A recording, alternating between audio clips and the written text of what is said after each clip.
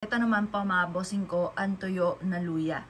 Ang tuyo na luya mga bossing ko ay mas nagiging powerful lalo-lalo na sa panghatak ng swerte sa pera.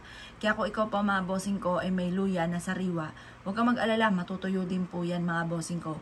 Huwag mo yang itatapon. Yan naman ang kaibahan mga bossing ko ng bawang at ganoon din po ang ating luya. Ang bawang kapag natuyo na itinatapo na. Ang luya mga bossing ko, mentras na tutuyo ay mas nagiging powerful po siya lalo na tungkol sa usapin ng pera.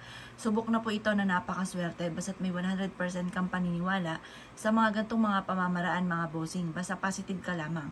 Ngayon po mga bossing ko, ang gagawin po ninyo mga bossing ko, ito po yung ating luya, ay isisiksik po ninyo yung sariwan luya ninyo, isiksik po ninyo sa kahit maliit na maliit lang mga bossing. Isiksik nyo iyon sa inyong pitaka at ang dulot nun ay swerte. Kung gusto po naman ninyo mga bossing ko medyo malaki-laki kagaya po nito, maglagay ka ng ganito sa bag po ninyo at ang dulot ito ay swerte.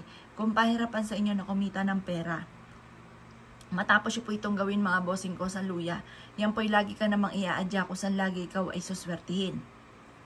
Kung makakita ka ng mga sibol, yung kuntil ng luya, yung sibol ng luya, pwede nyo rin yung ilagay sa inyong pitaka or sa lagayan ng pera. Kung ikaw pa mga bossing ko ay masipag at matyaga at parang saulat-ula ang inyong pagiging masipag, gamitan nyo ng ganitong mga pamamaraan sa pamamagitan ng luya. Ang amoy ng luya ay nagtataboy ng malas. Ang amoy ng luya ay nagtatawag ng pera.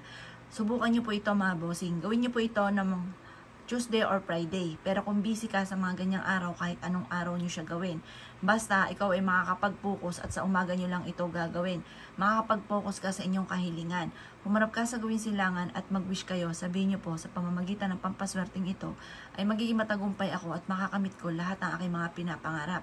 Siksik, liglig at umaapaw at maraming pera ang darating sa akin. Ganon ang mga pag-wish. Huwag kang gagamit na sana. Direct to the point ang pag-wish mga bossing. At pagkatapos mga bossing ko, ilagay nyo na ito sa pitaka or kaya sa inyong pong bag or sa lagayan ng inyong pera. Kulay kami na malas, iaadya ka nito kung saan lagi naman ikaw ay suswertihin. Basta i-mindset nyo na ang lahat ng gusto ninyo ay inyong makakamtan. Walang imposible, basta't ikaw po ay masipag at matyaga. Kaya ako ikinaniwala at nais po itong gawin, asya mga boss. Good luck po sa inyo po lahat.